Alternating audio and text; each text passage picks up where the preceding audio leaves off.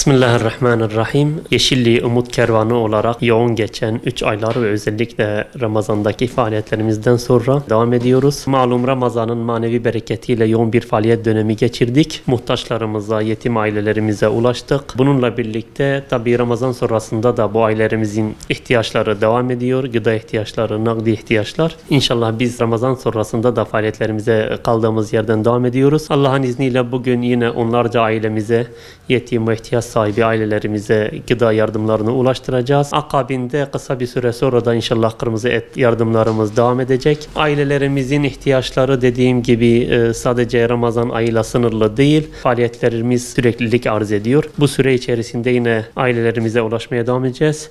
Yine beklentimiz hayırseverlerimize aynı şekilde katkılarını devam ettirmeleridir. Bu hayırseverlerimiz ile yardıma muhtaç aileler arasında köprü vazifesi görmeye devam edeceğiz Allah'ın izniyle. Bununla birlikte yine tekrar hayırseverlerimize katkılarından dolayı teşekkür ediyoruz. Katkılarını devam ettirmelerini davet ediyoruz.